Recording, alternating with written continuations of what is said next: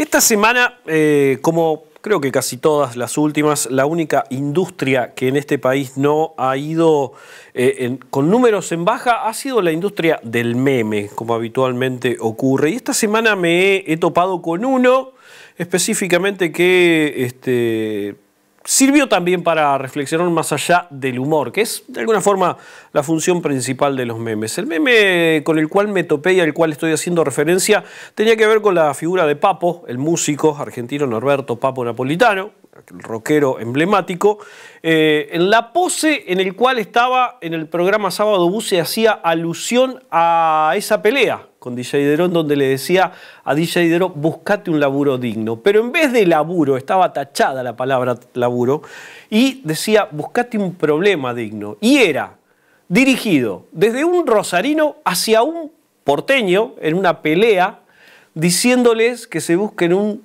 problema en serio cuando hablaban del precio del colectivo.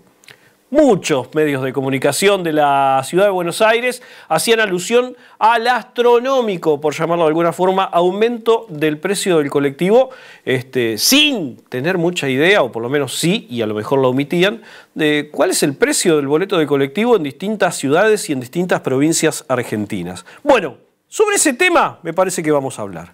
Vamos a hablar porque hay mucho que se está haciendo todavía y me parece que nuestro próximo invitado puede darnos alguna noción. Roberto Zuckerman está con nosotros, abogado del área de litigio estratégico de la Fundación por los Derechos Económicos, Sociales y Culturales. Roberto, ¿cómo va? Sergio Ferreira de este lado desde el programa Ciudadanos.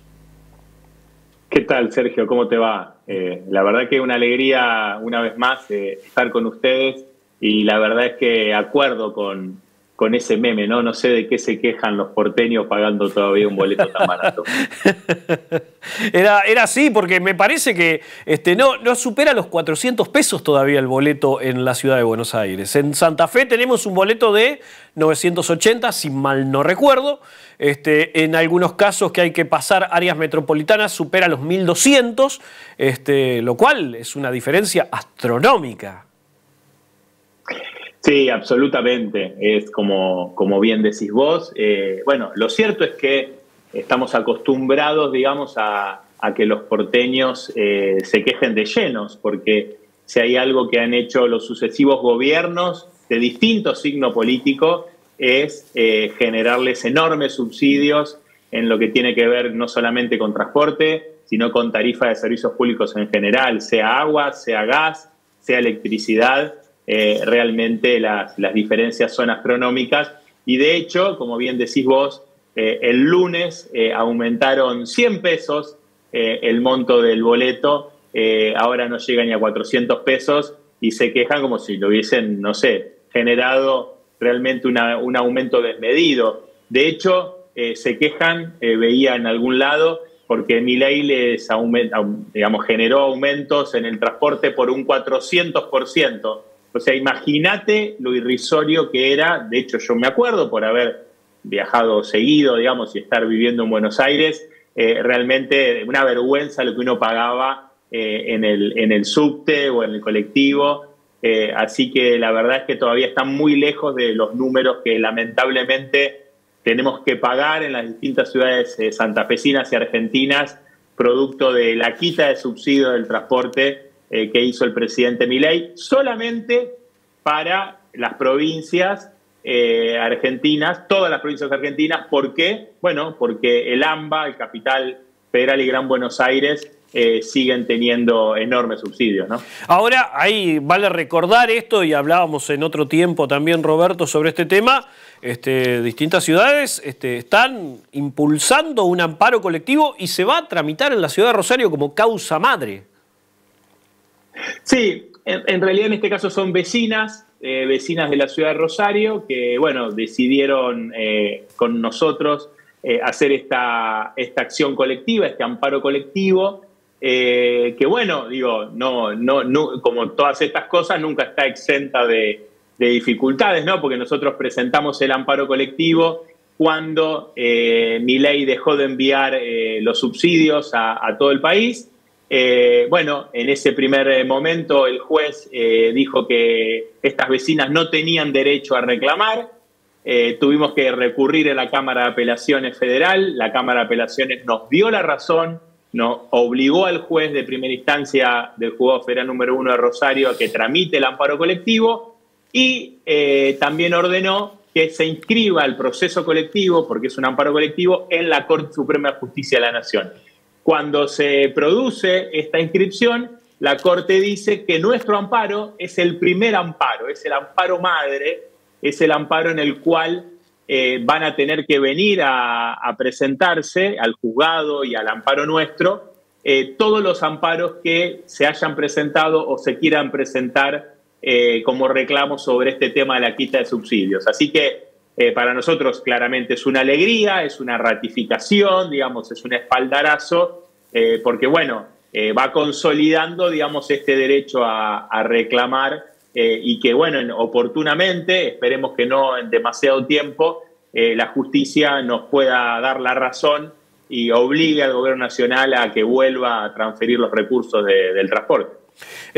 No se tiene mucha idea, o sí se tiene mucha idea de la importancia de viajar en colectivo, teniendo en cuenta de que es el transporte público más popular, sigue siendo el transporte público más popular probablemente desde que se creó a través del resto de los años que pasaron en la historia argentina, Roberto.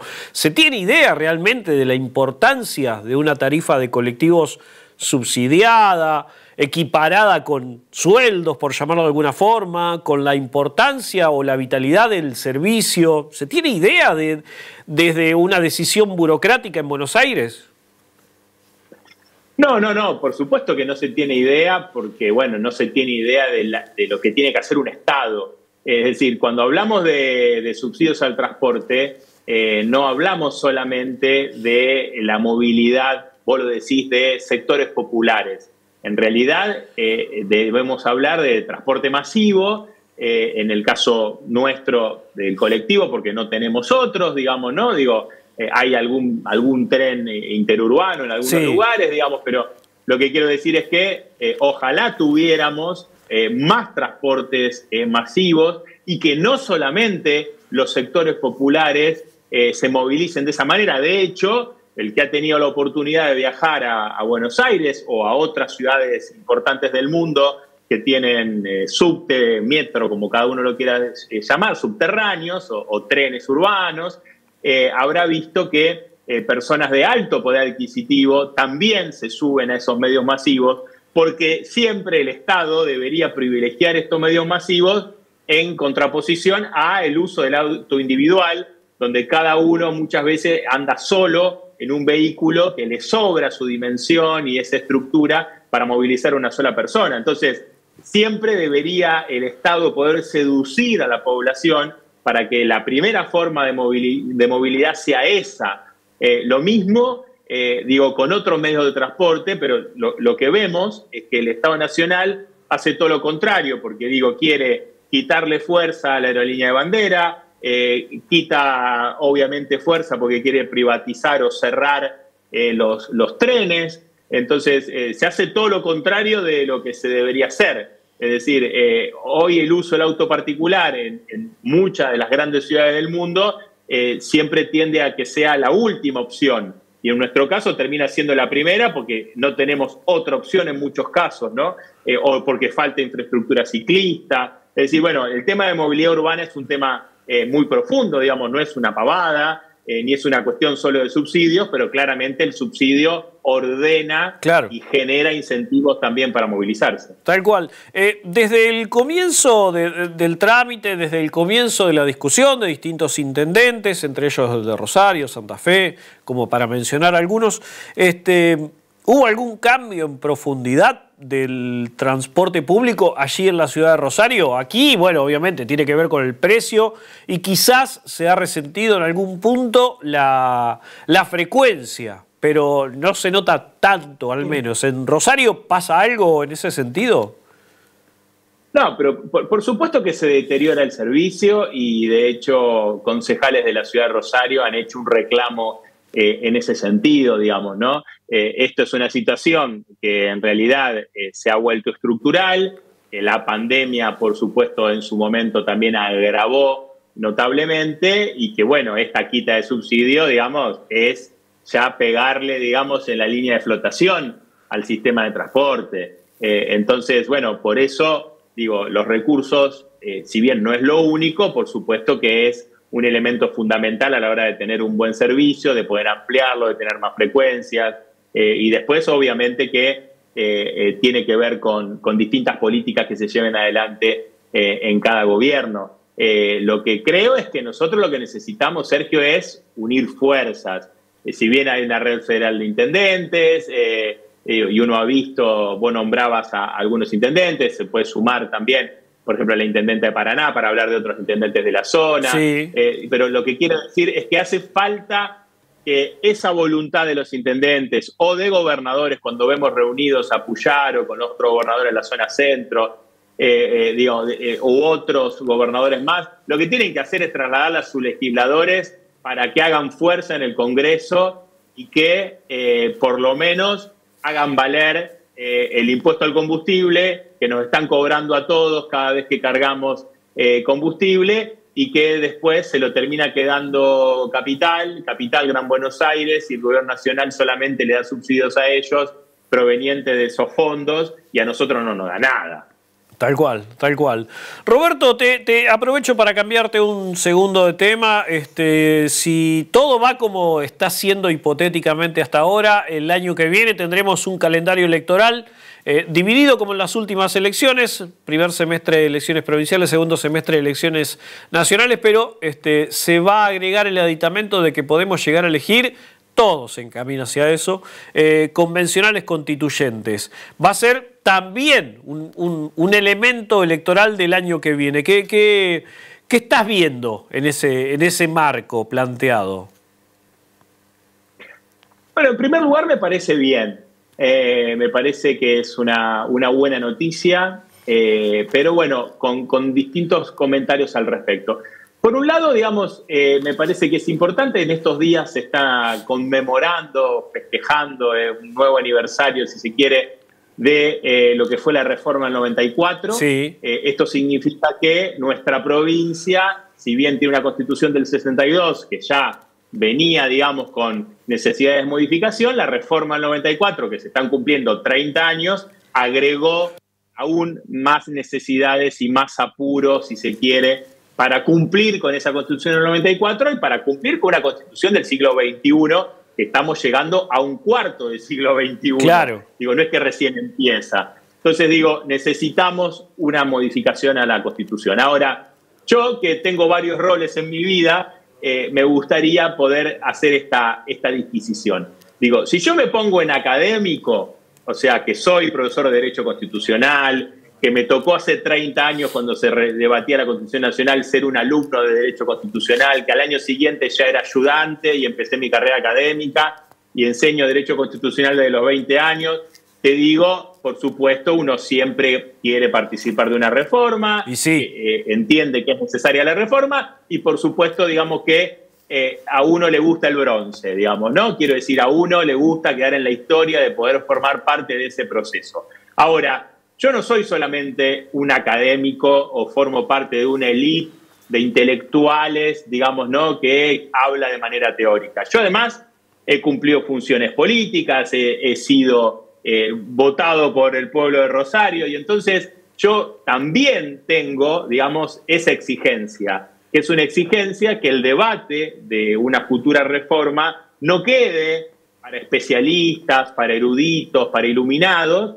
sino que sea un tema de la agenda cotidiana de la población, que más allá de la situación muy mala que hoy estamos pasando, por cuestiones vinculadas a la desocupación, a la disminución de la actividad económica, a todos los problemas cotidianos que tenemos todos los días y que no hay que dejar de atenderlos justamente o postergarlos porque vamos a hacer una reforma constitucional. Digo, hay que poder trabajar con la población y que la población la pueda vivir como algo que puede aportar a su calidad de vida. Es decir, si esto queda en un reducto, si esto queda en políticos, si esto queda en constitucionalistas, es un error. Claro. Nosotros necesitamos discutir estos temas con personas que no sean constitucionalistas, que no sean abogados, que no sean políticos, con cualquier ciudadano que lleve adelante sus actividades y que entienda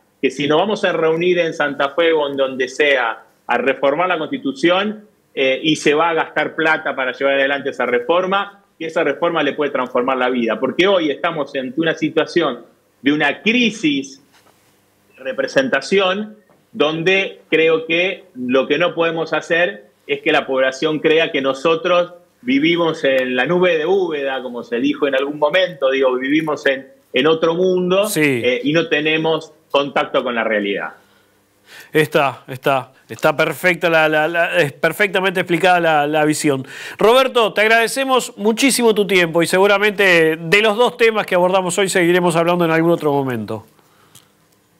Como siempre, un gusto y agradecido por el espacio. Igualmente, igualmente. Roberto Zuckerman con nosotros, abogado del área de litigio estratégico de la Fundación por los Derechos Económicos, Sociales y Culturales, ex concejal, ex ministro de gobierno, bueno, funcionario nacional también, con dilatada trayectoria política. Hoy, en el rol que mencionábamos al principio, bueno, hablábamos sobre el amparo por los subsidios al transporte público que se tramitará en Rosario. Refrescábamos un poco esa cuestión, sobre todo en estos días que se hablaba del aumento de la tarifa de colectivos en Buenos Aires.